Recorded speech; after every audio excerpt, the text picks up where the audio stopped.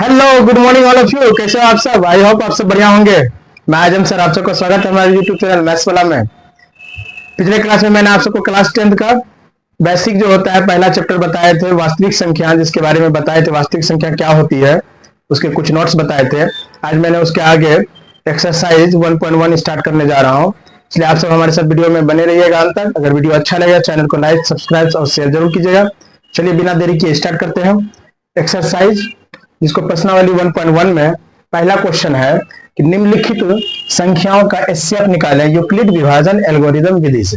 हम एचसीएफ निकालने का विधि जानते हैं, दो विधि पहले पढ़े थे बचपन से 6-8 क्लास से, कि पहला विधि था भाग विधि, दूसरा था गुणनखंड विधि। अब यहाँ पे एक विधि आया है, वो है यूक्लिड विभाजन। ये भाग विधि के थ्रू उसी तरह है, ये देखिए इसको निकालेंगे कैसे। यूक्लिड विभाजन एल्गोरिदम में सबसे पहले भाग विधि में देखिए इसको क्या करना है। 225 है, 225 को आप भाग देंगे 135 से, जो छोटा है कितना होगा, 1 से भाग लगेगी, कितना आएगा, 90 आया। अब हम इसमें जानते हैं किसमें एचसीएफ निकालने में, कि जो शेषफल बचता है अगला स्टेप में उसको हम भाजक बना देते हैं, जो भाजक था उसको हम भाज्य बना देते हैं। फिर 1 से आएगा, फिर 5 आएगी, फिर इसको 13 में हो जाएगा, 4 हो जाएगा, फिर इसको भाजक बना देंगे और जो भाजक था उसको भाज्य बनाएंगे, 2 से कटाएंगे, हो जाएगा 0। जब 0 आएगा भाग लगना बंद हो जाएगी, जो भाजक रहेगा वही एचसीएफ आ जाएगा। ये भाग विधि में हुआ। अब इसको देखते हैं यूक्लिड विभाजन में क्या है। 45 आंसर आती है। सबसे पहले इसको सोल्यूशन करने का तरीका है, लिखेंगे स्टेप फर्स्ट। यहां पर क्या दिया हुआ उसको पहले लिख लेते हैं। यहां पर 225 ग्रेटर देन मतलब होता है बड़ा है 135 से, इतना सब क्लियर है। 235 ग्रेटर देन 135। अब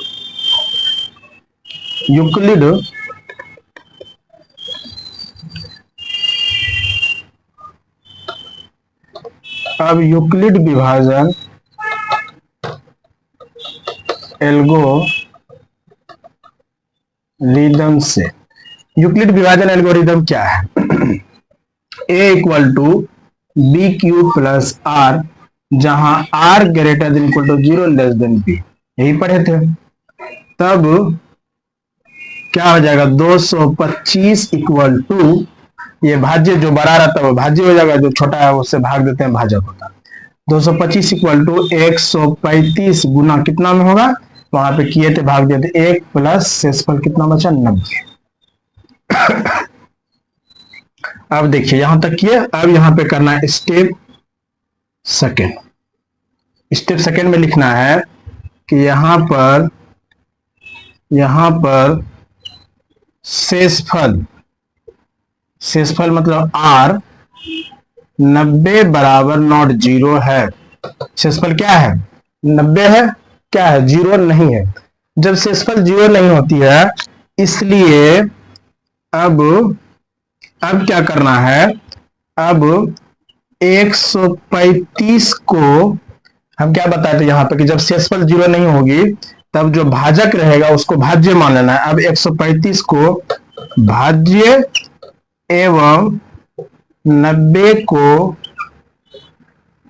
को भाजक मानकर पुनः मतलब दोबारा, पुनः यूक्लिड विभाजन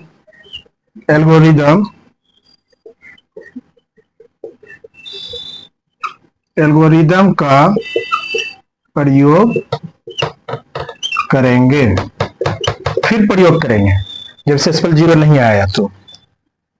अब देखिए क्या करना है, 135 को भाज्य माने, 90 को भाजक माने, कितना से भाग लेगा, 1 से प्लस 45 शेषफल। पुनः इसी प्रक्रिया को दोहराएंगे, चूंकि यहां शेषफल 0 नहीं आया। अब लिखेंगे स्टेप थर्ड। स्टेप थर्ड में भी वही लिखेंगे, यहां पर शेषफल r 45 बराबर नॉट 0 है, इसलिए अब किसको, 90 को भाज्य एवं 45 को भाजक मानकर पुनः मतलब दोबारा यूक्लिड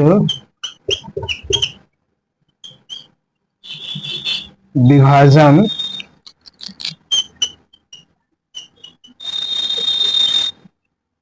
एल्गोरिदम का प्रयोग करेंगे।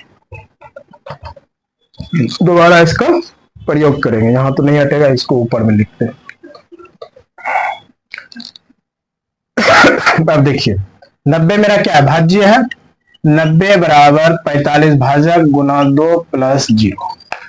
अब यहां पे देखिए क्या हो गया, मेरा शेषफल 0 आ गया। अब लिखेंगे स्टेप 4। स्टेप 4 में देखिए क्या लिखेंगे, यहां पर शेषफल r इक्वल टू 0 प्राप्त हुआ ना, 0 प्राप्त शेषफल। जब हम पढ़े हैं यूक्लिडियन विभाजन में, जैसे शेषफल 0 प्राप्त हो जाएंगे, काम करना आगे भाग विधि देना भाग देना बंद हो जाएंगे। इसलिए हमारी प्रक्रिया जो प्रोसेस कर रही थी, इसलिए हमारी प्रक्रिया अब यहां से समाप्त होती है। अब यहां से क्या हो गया, प्रक्रिया मेरा समाप्त हो गया। और भाजक बराबर, और भाजक यहां पे क्या है, 45 है, हम जानते हैं। इसलिए एचसीएफ ऑफ 135 और 225 बराबर, हम जानते हैं जो भाजक आती है वही क्या होता है, एचसीएफ 45। यही मेरा आंसर हो गया। आई थिंक आपको समझ में आया होगा। इसके आगे इसको क्लीन करके फिर दूसरा नंबर क्वेश्चन बताते हैं। चलिए अब देखिए दूसरा नंबर है 867 और 255 का एचसीएफ निकालना। सबसे पहले भाग विधि से निकालते हैं। भाग देते हैं 867 भाग 255, कितना से लगेगा, 3 से करते हैं। 5 तिया 15, 15 1 16, 6 1 7, कितना देगा 2, यहाँ पे 0, कितना है शेषफल 102। जो शेषफल बचा यही अब भाजक हो जाएगा, जो भाजक था वो अब भाज्य हो जाएगा। कितना से होगा, 2 से, 2 दूनी 4, 0 204, 1, फिर यहाँ पे क्या होगा 5, 51 शेष बचा तो इसको 102 से करेंगे, 2 से हो गया 102, 0 आ गया। यही मेरा क्या हो गया, एचसीएफ, यानी ये हुआ भाग विधि से। अब आते हैं एल्गोरिथम विधि यूज करते हैं। सॉल्यूशन स्टेप फर्स्ट में देखिए लिखेंगे यहां पर 867 ग्रेटर देन 255 है, जो है उसको लिख दिया। अब यूक्लिड विभाजन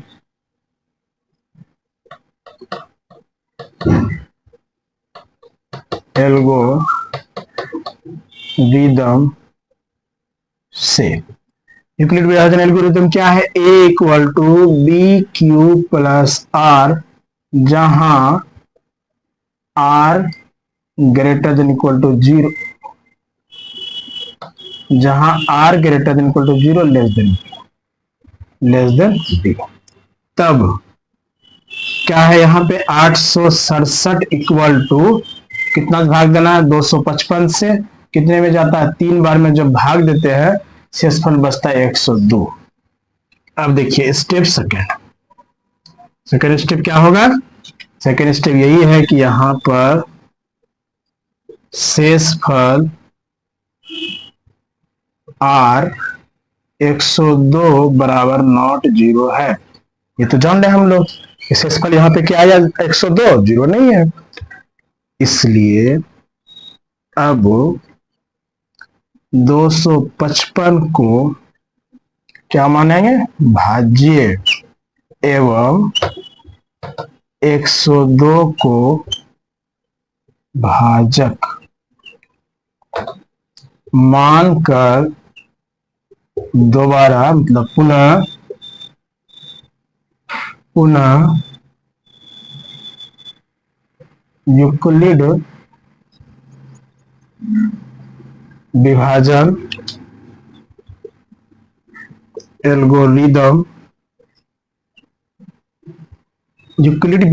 एल्गोरिदम का प्रयोग करेंगे।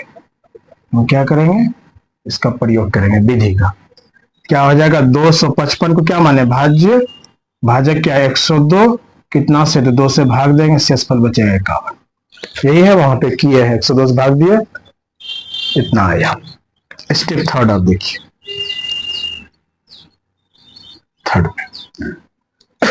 स्टेप थर्ड में क्या होगा देखिए, सॉरी, यहां पर स्टेप थर्ड में आप देखिए क्या हो रहा है।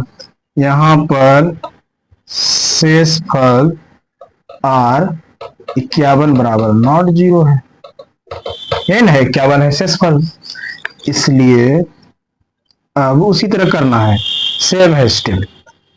अब 102 को भाज्य एवं 51 को भाजक मानकर दोबारा यूक्लिड विभाजन एल्गोरिदम का प्रयोग करेंगे, फिर करेंगे इसको। तो अब क्या है? 102 मेरा क्या है? भाज्य है, तो 102 बराबर 51 गुना 2 प्लस R 0, यानी यहां पे क्या हो गया? शेषफल मेरा 0 आ गया। अब लास्ट स्टेप, जब शेषफल 0 हो जाता है तो हम जानते हैं उसके आगे काम करना, भाग देना बंद हो जाता है। स्टेप 4 में देखिए, यहां पर शेषफल R बराबर 0 प्राप्त हुए, बस जैसे 0 प्राप्त हुआ उसके बाद काम करना आगे बंद। इसलिए हमारी प्रक्रिया अब यहीं से क्या होगी? समाप्त होती है। इसलिए शेप ऑफ 867,255 इक्वल टू, जो भाजक कितना है? 51। यही मेरा आंसर हो गया। आई थिंक आपको समझ में आया होगा, कोई डाउट नहीं होगा इसमें। स्टेप निकालने का बहुत ही आसान तरीका, सिर्फ आपको स्टेप समझना है कि स्टेप बाय स्टेप किस तरह से करना है। स्टेप एक बार समझ गए, सारे क्वेश्चन इस बेस पे बन जाएगा। आगे बताते हैं इसके। अब देखिए सेकंड क्वेश्चन है, दर्शाइए कि कोई भी धनात्मक विषम पूर्णांक, क्या है? धनात्मक है विषम पूर्णांक इस फॉर्म में, मतलब 6q + 1 या 6q + 3 या 6q + 5 के रूप का होता है, मतलब रूप में हो सकता है, जहां q कोई पूर्णांक, q क्या है? कोई पूर्णांक है। आइए सॉल्यूशन देखिए, समझने की कोशिश करते हैं। सबसे पहले लिखेंगे, माना कि कोई, क्या कहा है कि कोई धनात्मक पूर्णांक, मान लेते हैं, माना कि कोई धनात्मक पूर्णांक, माना कि कोई विषम छोड़िए, माना कि कोई धनात्मक विषम पूर्णांक a है और b बराबर भाजक 6 है। यहां तक मान लिया कोई धनात्मक विषम पूर्णांक a है और b बराबर 6 है। इसलिए अब यूक्लिड विभाजन एल्गोरिदम से क्या हो जाएगा? a = bq + r जहां r greater than equal to 0 less than p, अर्थात ए इक्वल टू बी का मान क्या है 6, 6 प्लस आर, जहां r greater than equal to 0 less than b मतलब लेस देन 6। यहां तक कोई डाउट नहीं होगा। अर्थात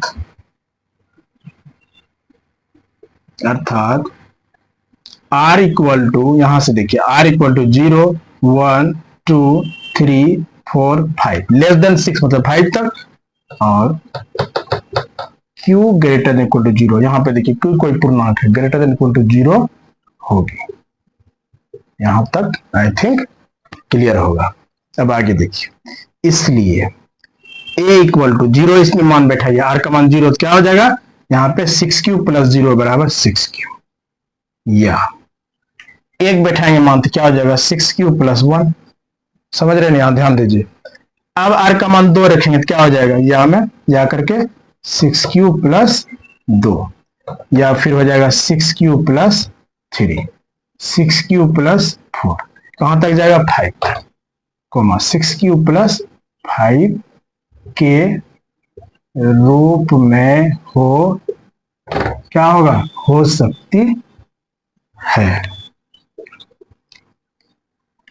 सकती है, जहां क्यू, यहां पे देखिए क्यू क्या है, ये भाजक है, क्यू क्या है भागफल, जहां क्यू भागफल है।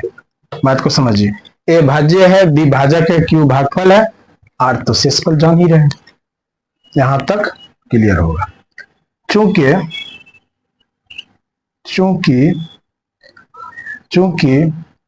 ए कोई विषम या धनात्मक या धनात्मक विषम धनात्मक पूर्णांक है, इसलिए 6q या 6q प्लस 2, 6q प्लस 2 और 6q प्लस 5, या 6q प्लस 4 के रूप में नहीं, इसलिए यह होना चाहिए, सॉरी यहाँ पे इसलिए यह मतलब हो गया ए, इसलिए यह मतलब यहाँ पे ए है, यहाँ पे यह मतलब क्या है, ए के बारे में कर रहे हैं, इसलिए यह 6q प्लस 2 या 6q प्लस 4 के रूप में नहीं हो सकती है। क्योंकि नहीं हो सकता, उसके बारे में देखिए, क्योंकि यह मतलब ए, यह 2 से पूर्णतः विभाजित, क्योंकि यह 2 से पूर्णतः विभाजित नहीं होती है, क्योंकि समझिए, थोड़ा सा ध्यान दीजिए इस लाइन को। एक क्या विषम धनात्मक पूर्णांक, ए विषम तो 1 हो सकता है, 2 3 हो सकती है, 5 हो सकती है विषम संख्या, और ये क्या है सम संख्या। चूंकि क्यू का मान अगर 0 मानेंगे, 0 सम संख्या, क्यू का मान 1 लेंगे तो यहाँ पे क्या हो जाएगा 6, तो विषम ये सम है और ए विषम है, कभी भी भाग लगेगा इसमें, ए में कभी भी 2 से भाग नहीं लगेगा, इसलिए कह रहा है कि ए जो है विषम धनात्मक पूर्णांक, इसलिए 6q प्लस 2 या 6q प्लस 4 ये कभी भी विषम नहीं हो सकता, इसलिए बोले हैं कि यह इस रूप में नहीं हो सकता। कौन, ए जो यहाँ पे क्वेश्चन क्या कहा कि कोई धनात्मक विषम पूर्णांक किसको माने, ए को, तो कहता है क्या धनात्मक विषम पूर्णांक इसी रूप में होगा, दर्शाना दिखाना। तो हम यहाँ पे दिखा रहे हैं धनात्मक विषम पूर्णांक ए जो है वो कभी भी इस फॉर्म में नहीं आएगी, यानी 6q प्लस 2 6q प्लस 4 ये फॉर्म क्या है, सम संख्या का फॉर्म है, सम विषम पूर्णांक, इसलिए ये नहीं आएगा इस फॉर्म में, चूंकि ए विषम माने हैं और ये सम है, तो कभी भी 2 से इसमें भाग नहीं लगेगी, लेकिन इसमें 2 से भाग लग जाएगी। 6q में आप देखिए 2 से भाग लगेगा, इसलिए कि अगर q का मान 1 मानेंगे तो 6 आया, 6 में 2 से भाग लग गया। अगर यहाँ पे हम q का मान 0 लेंगे तो 2 आएगा, भाग लग जाएगा, q का मान 1 लेंगे तो 8 आएगा, 2 लेंगे तो कितना हो जाएगा 6 दूनी 12 2 14, ये सभी क्या है मेरा सम के फॉर्म में, ये सभी सम के फॉर्म में है, सम संख्या है, सम धनात्मक, लेकिन इसको हटा देते हैं। लेकिन ये मेरा क्या है, विषम है, इसलिए यहाँ पे लिखे हैं कि क्योंकि यह 2 से विभाजित नहीं होता। जब ये 2 से विभाजित नहीं होगा तो ये नहीं आएगा उस फॉर्म में। इसलिए हम क्या लिखेंगे, इसलिए कोई भी धनात्मक विषम पूर्णांक 6q + 1 6q + 3 के रूप में होगी। इसलिए कोई भी धनात्मक विषम पूर्णांक 6q + 1 या 6q + 3 या 6q + 5 के रूप में होगी। कहने का मतलब यह है, कोई भी धनात्मक विषम पूर्णांक जब भी होगा ये इसी फॉर्म में होगा, 6q + 1 6q + 3 6q + 5, या आगे जाएंगे तो हमको अगर यहाँ पे यहीं तक रहेगा, क्योंकि यहाँ पे 6 लिया तो 5 तक जाएगा। अगर यहाँ पे हम इसको लेते 7 लेते तो फिर आगे जाता। तो कहने का मतलब मेरा यही है यहाँ पे कि आप इसको नहीं ले सकते। किसको? 6q + 2 6q + 4 को इसलिए नहीं ले सकते हैं, ये सम संख्या फॉर्म में है, लेकिन ये मेरा क्या है, विषम में। इसलिए विषम अगर ये है मेरा कोई धनात्मक विषम, ये इसी फॉर्म में आएगा, यही 3 रहेगा, 6q + 1 6q + 3 6q + 5 के रूप में ही होगी। आई थिंक यहाँ क्लियर हुआ होगा। इसके आगे क्वेश्चन बताते हैं। चलिए, 3rd नंबर क्वेश्चन है। क्वेश्चन कह रहा है कि किसी परेड में 616 सदस्यों वाले एक आर्मी यानी सेना की टुकड़ी को 32, यहां पे समझिए, 32 सदस्यों वाले एक आर्मी बैंड के पीछे, एक आर्मी का बैंड है उसके पीछे मार्च कराना है। क्या कराना है? मार्च कराना है। दोनों समूहों को समान संख्या वाले स्तंभों, स्तंभ जो होता है, रो जो होता है, स्तंभों में मार्च कराना, समान संख्या होना चाहिए दोनों का। तो उन स्तंभों की अधिकतम संख्या, जैसे ही यहां समझना है, यही ट्रिक है, जैसे अधिकतम संख्या है तो आपको क्या निकालना है, इसका एचसीएफ निकालना। अधिकतम संख्या क्या है जिसमें वे मार्च कर सकते हैं, तो इसका मतलब है इस क्वेश्चन में हमें क्या निकालना है, एचसीएफ निकालना। एचसीएफ निकालने के भाग विधि में क्या तरीका है कि 616 को 32 से भाग दीजिए। 1 से भाग लगेगा, 32 से कम 32, यहाँ हो जाएगा 11 में 2 गया 9, या 5 2 इतना सा। अब देखिए फिर भाग लगेगा, यहाँ पे चूंकि सेक्सफल यहाँ पे ज्यादा है, फिर एक बार भाग देते हैं, उसको उतारे। कितना से देंगे? 9 से अगर भाग देंगे, 9 दूनी 18, 9 3 27 1 28, कितना बचा? इसको घटाएंगे तो 16 में 8 गया 8, इधर 0 आ जाएगा। अब जो सेक्सफल 8 बचा, इसको भाजक, इसको भाज्य मान के 8 चौका 32, क्या आया? 0। तो यही मेरा 8 क्या हो गया? एचसीएफ। 8 मेरा एचसीएफ हो गया। अब देखते हैं, ये हो गया आपका एचसीएफ, जैसे कहेगा एचसीएफ निकाल लेंगे। लेकिन अगर ये क्वेश्चन तो हमको पढ़ रहे हैं यूक्लिड बेस पे, इसलिए हम यूक्लिड विधि द्वारा इसको हल करते हैं। यूक्लिड विधि में क्या करेंगे कि स्तंभों की अधिकतम संख्या निकालना है। अधिकतम संख्या, स्तंभों का अधिकतम संख्या 616 और 32 का क्या होगी? एचसीएफ होगी। यानी स्तंभों का अधिकतम संख्या 616 और 32 का एचसीएफ निकालेंगे। इसलिए अब यूक्लिड विभाजन एल्गोरिदम से क्या है, ये A = BQ + R, जहां R > 0 < B। तब क्या हो जाएगा? 6 से 16 = 32 गुना 19 प्लस शेषफल क्या है? R। इसलिए लिखेंगे यहां पर शेषफल R 8 = not 0 है। इसलिए अब क्या करना है? अब 32 को फिर मानेंगे भाज्य, 32 को भाज्य एवं 8 को भाजक मानकर पुनः यूक्लिड विभाजन, पुनः यूक्लिड विभाजन का प्रयोग करेंगे। यूक्लिड विभाजन या यूक्लिड एल्गोरिथम का प्रयोग करेंगे। क्या हो जाएगा? 32 बराबर 8 गुना 4 प्लस 0। हम जानते हैं जैसे शेष पर 0 आया कम करना बंद हो जाता है, इसलिए यह लिखेंगे यहां पर शेषफल r बराबर 0 है। इसलिए अब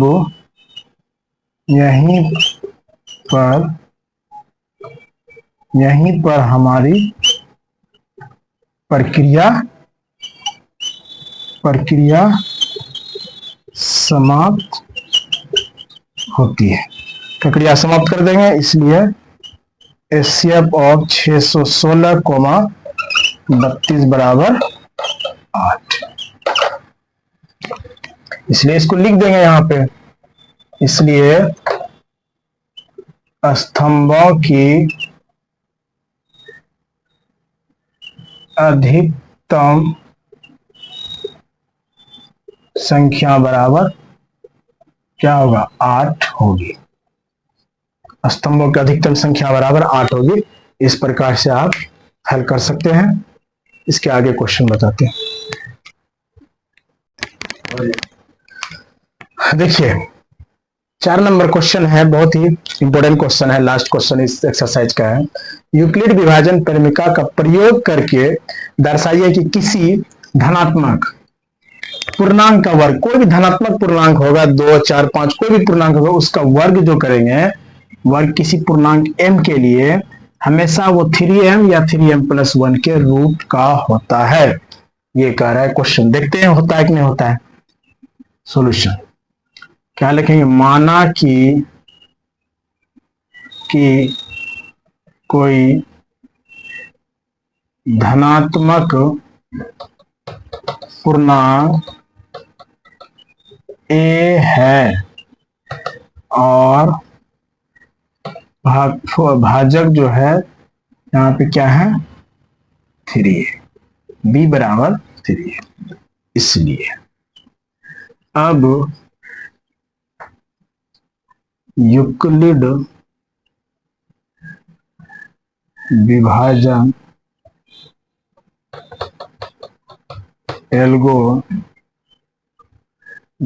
से क्या होगा? a equal to b³ plus r, जहां r greater than equal to 0 less than b, अर्थात या that is a equal to 3³ plus r, जहां r greater than equal 0 less than 3, that is अर्थात क्या हो जाएगा? r इक्वल टू 0, 1, 2 और q greater than equal to 0 होगी। यहां तक आई थिंक कोई डाउट नहीं होगा।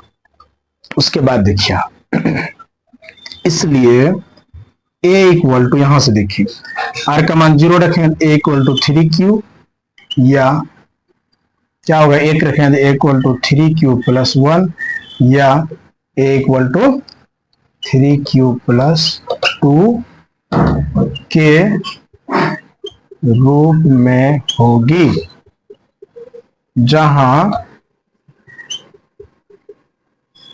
q क्या है? भागफल है। जहां q भागफल है और ये रूप में होगा। अब देखिए आप ध्यान से, अब क्या रहा है कि किसी पूर्णांक, कोई पूर्णांक यहाँ a मान है, इसका वर्ग करता इस रूप में होगी। किसी पूर्णांक a का, यहाँ पे a पूर्णांक मान है, इसका वर्ग जो a का करेंगे उस फॉर्म में होगा। कर लेते हैं वर्ग। अब a² इक्वल टू 3, a बराबर क्या है? यही तीनों है, तो a² इक्वल टू 3q का स्क्वायर, या 3q प्लस 1 का स्क्वायर, या 3q प्लस 2 का स्क्वायर। करके देखते हैं 3m या 3m+1 के रूप में होता है या नहीं होता। बराबर इसका स्क्वायर करें कितना होगा? 9q square. ये 9 है और ये क्यू स्क्वायर। या इसका स्क्वायर किया, हम पढ़े ए प्लस बी का होल स्क्वायर बराबर ए स्क्वायर, यानी इसका स्क्वायर 3q का whole square plus 2a 3q into b plus b का स्क्वायर। या क्या होगा 3q का होल स्क्वायर मतलब ए स्क्वायर प्लस 2a क्या है 3q इंटू बी क्या है 2 प्लस बी का स्क्वायर। देखते हल करते हैं इसको, ये तो वही रह जाएगा 9q स्क्वायर। या इसको हल करें कितना होगा 9q square plus 6q plus 1। या इसको देखिए क्या आ जाएगा 9q स्क्वायर प्लस 2 दूतिया 6 दूनी 12q प्लस 4। अब देखिए क्या इस प्रकार लिख सकते हैं, 3 इससे कॉमन ले लेते हैं हम, कितना बचेगा 3q स्क्वायर ना, यही 9q स्क्वायर। या इसमें भी 3 कॉमन लीजिए, 3 जैसे कॉमन लेंगे यहाँ कितना बचा 3q स्क्वायर प्लस यहाँ 3 लिए कितना बचा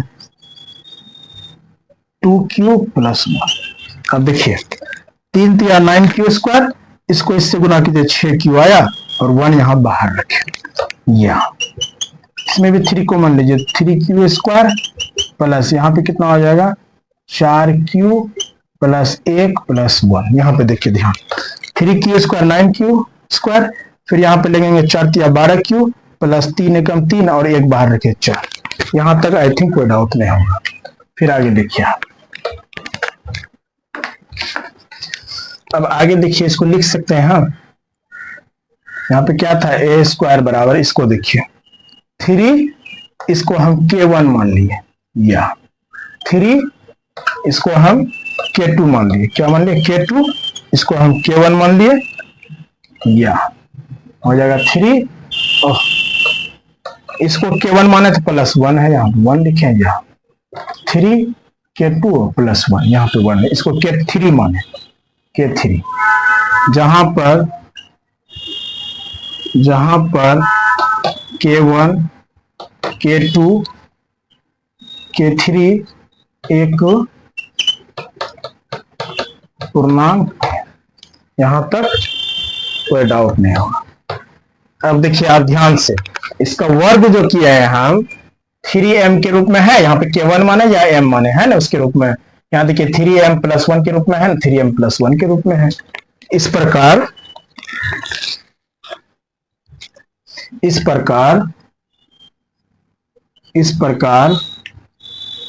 प्रत्येक